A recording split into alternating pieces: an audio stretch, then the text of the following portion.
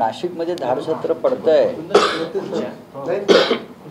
ठेकेदार, बिल्डर,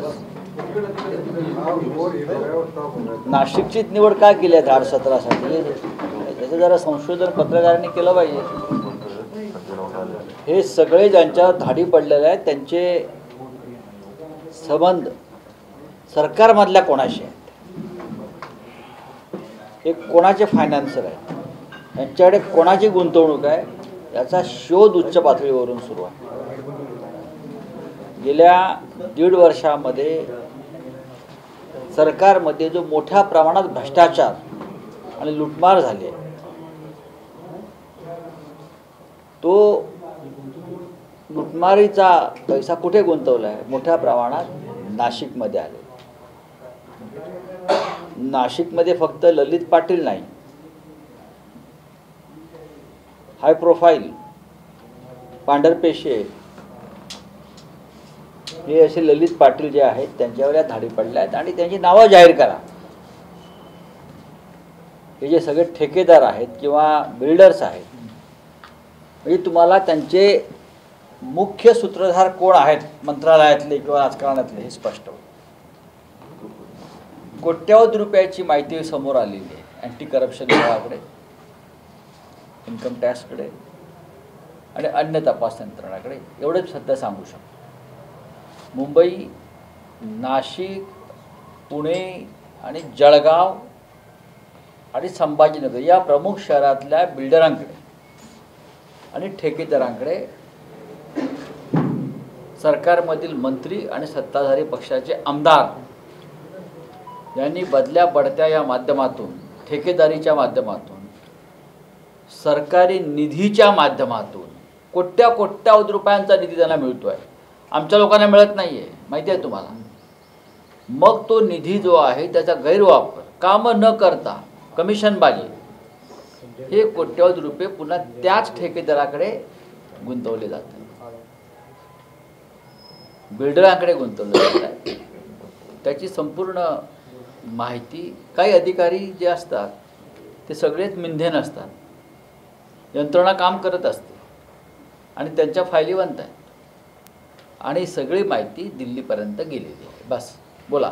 पण याच्यात अशाच काही उद्योजकांवर, बिल्डरांवर कारवाई झाली, पण नंतर त्याचं पुढे काहीच.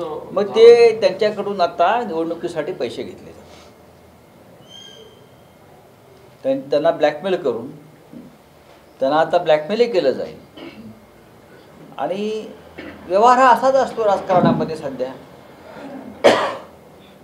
ठीक आहे, पाहू. जालन्यात पण त्या रेड झाल्या होत्या, काही रक्कम पण मिळाली. स्टील कंपन्यांच्या काही प्रमुख लोकांवर, स्टील उद्योगातल्या अशा प्रकारच्या कोट्यवधीच्या रेड झाल्या होत्या आणि नंतर तो माल मसाला घेऊन बाहेर गेले. त्याचं पुढे काय झालं, कोणी मध्यस्थी केली सरकारमधून, ते समोर आलं. पण शेवटी जे चाललं या महाराष्ट्रामध्ये ते अत्यंत भयंकर आहे. हेमंत सोरेन यांना काल अटक झाली, झारखंडचे मुख्यमंत्री. एका राज्याच्या मुख्यमंत्र्याला काल ज्या पद्धतीनं अटक झाली, 7,000 जवानांचा फौजफाटा काल रांचीमध्ये आणला होता. 7,000 जवानांचा. झारखंड एक आदिवासी राज्य आहे, फार मोठं राज्य नाही आहे, पण तरीही लोकसभेच्या 7 किंवा 8 जागा भाजपला आपल्या ताब्यात घ्यायच्या आहेत. जसं चंदीगडचं महापौरपद ताब्यात घेतलं झुंडशाहीने, त्या पद्धतीनं. आणि हेमंत सोरेन हा एक खमक्या मुख्यमंत्री त्यात अडथळा ठरू शकेल म्हणून काल एक जुनं प्रकरण 7 एकर जमिनीचं काढून, 7 एकर काढून त्यांना अटक केली. कोट्यावधी हजारो कोटीचे घोटाळे महाराष्ट्रात झाले आहेत. स्वतः प्रधानमंत्र्यांनी सांगितले. शिखर बँक घोटाळा, सिंचन बँक घोटाळा, त्याला क्लीन चिट आहे काल. आणि हेमंत सोरेनला तिकडे अटक आहे.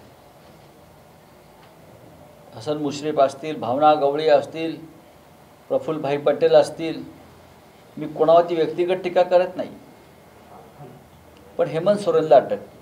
हेमंत सोरेनपेक्षा गंभीर स्वरूपाचे आरोप हे आसामच्या मुख्यमंत्र्यांवर भारतीय जनता पक्षानं केले होते. ईडीच्या आरोपपत्रात त्यांचं त्या प्रकारचे आरोप आहेत, पण ते आज आसामचे मुख्यमंत्री आहेत. पण हेमंत सोरेन यांना अटक करण्यात आली, हे लक्षात घ्या. अशा प्रकारचं हे राज्य या देशात सुरू आहे. रोहित पवारांच्या संदर्भात पण कारवाई सुरू. आज रोहित पवारांच्या कारखान्याचा विषय आणि अजित पवार यांच्या जरंडेश्वर कारखान्याचा विषय सारखाच आहे. लिलावात घेतलेले कारखाने मूळ किमतीपेक्षा कमी भावात मिळाल्याचा आरोप आहे.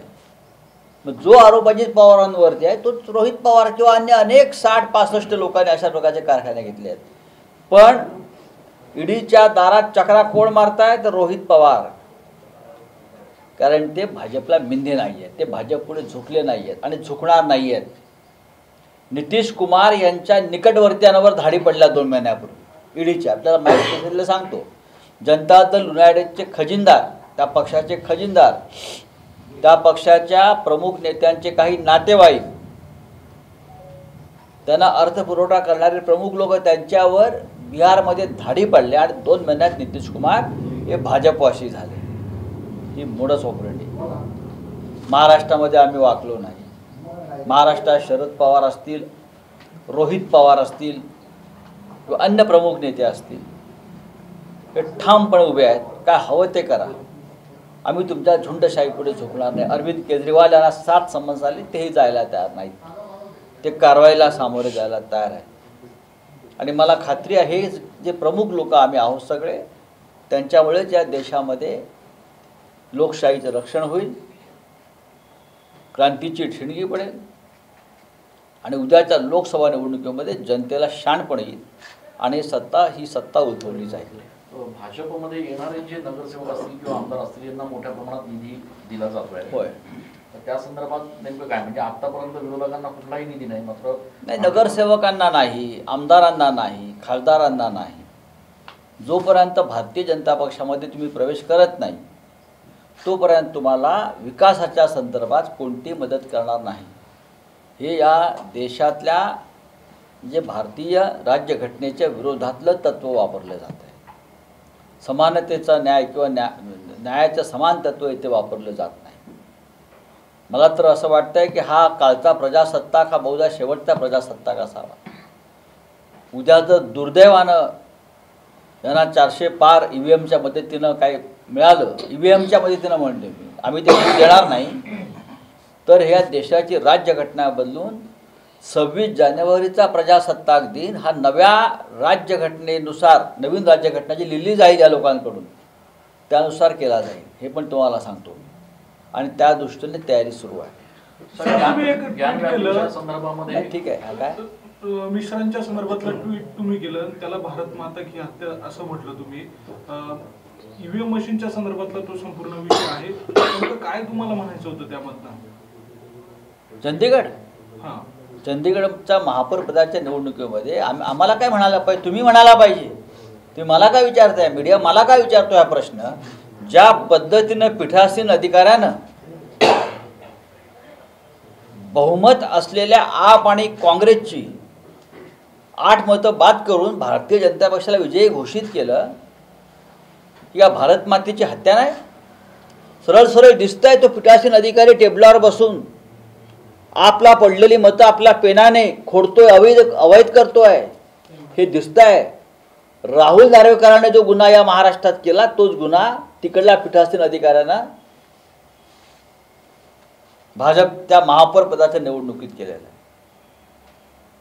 स्पष्ट 20चं बहुमत असताना काँग्रेस आणि आपचं त्यांनी भाजपला विजयी केला. महाराष्ट्रामध्ये सुद्धा जे राहुल नार्वेकरांनी पाप केलं तेच पाप तिकडल्या पीठासीन अधिकाऱ्याने केलं आहे आणि हे पाप केल्याबद्दल राहुल नार्वेकरांना पक्षांतर विरोधी चिकित्सा समितीचं अध्यक्षपद देण्यात आलेलं आहे. बरं का? हो, हे यांचे नवीन घटनाकार आहेत. राहुल नार्वेकर हे नवीन घटना लिहायला बसलेत तिकडे. आता त्यांच्या जोडीला त्या समितीचे सदस्य म्हणून त्या चंदीगडच्या पीठासीन अधिकाऱ्याला बसवलं जाईल. अंतरिम बजेट आज सादर होत आहे. ते होऊ द्या हो, ते निवडणुकीचं बजेट आहे. ते काय तुम्हाला काय मिळणार आहे? शेतकऱ्यांना काय मिळणार आहे? इकडल्या कांदा उत्पादकांना काय मिळणार आहे? शेतकऱ्याला नुकसान भरपाईचा चेक येणार आहे का? तो 20 रुपये आणि 25 रुपयाचाच येणार आहे. बजेटच्या पहिल्याच दिवशी एलपीजी सिलेंडरच्या किमती पुन्हा एकदा वाढलेल्या आहेत. सर्वसामान्य मी म्हणून तर म्हणतो तुम्हाला काय मिळणार आहे? पहिल्या दिवशी वाढल्या, कदाचित बजेटमध्ये 2 रुपये कमी करतील, म्हणजे बघा आम्ही कमी केलंय. राऊसाहेब, काल राष्ट्रपती जेव्हा राष्ट्रपती भवनाहून संसदेत जात होत्या तेव्हा त्यांच्या पुढे सिंगोल घेऊन जाण्यात आलं. तर काही आपल्याला याच्यात नाही, कदाचित मी म्हटलं ना, नवीन प्रजासत्ताक साजरा केला जाईल, नवीन राज्यघटना तयार केला जाईल. मी जे म्हणतोय त्याला हे जोडून घ्या. ही नवीन राज्यघटना लिहिण्याची तयारी, ही नवीन राज्यघटना. उद्या देशाचे राष्ट्रपती किंवा पंतप्रधान हे धार्मिक मिरवणुकीतून सुद्धा संसदेत येऊ शकतात. देश हा इराणच्या दिशेनं चालला. इराणमध्ये आयतुल्ला खोमेनींनी ज्या पद्धतीनं राज्य केलं, तशी खोमेनीशाही भारतामध्ये आणून हा देश 500 वर्ष मागे नेण्याची प्रक्रिया सुरू झालेली आहे. ज्ञान, विज्ञान, तंत्रज्ञानाच्या बाबतीत देशाला जी प्रगतीपथावर आपण नेलं होतं 70 वर्षामध्ये, पण मोदी, शहा आणि त्यांचे लोक देशाला 500 वर्षा जुन्या अशा अश्मयुगात नेण्याच्या विचारात आहेत. लोकांना जर मान्य असेल तर त्यांनी ते स्वीकार.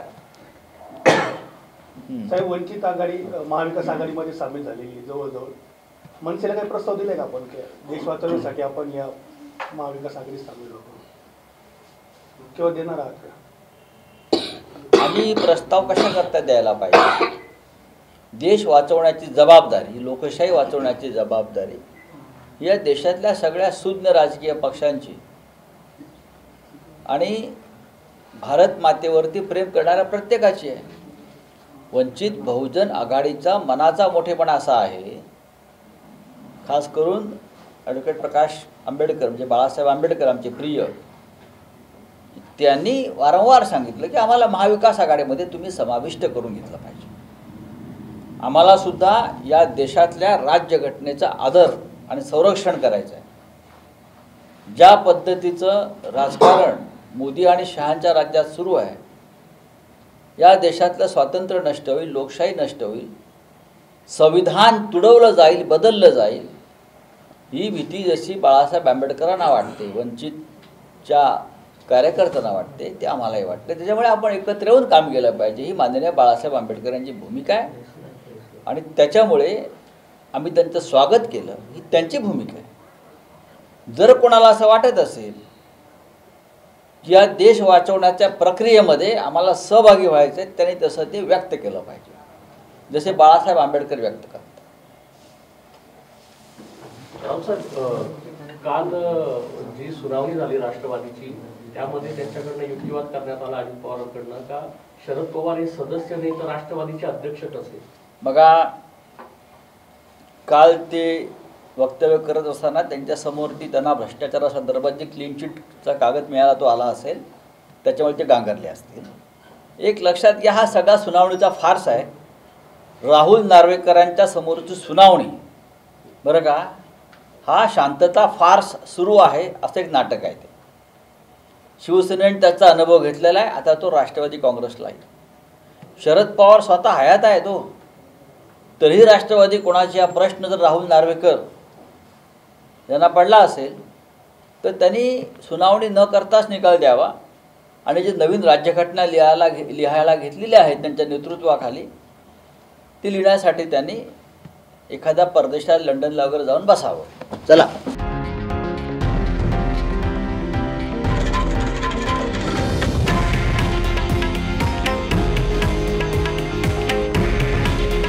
हे आहे देशातील नंबर 1 न्यूज नेटवर्क आणि आपण पाहत आहात TV9 मराठी.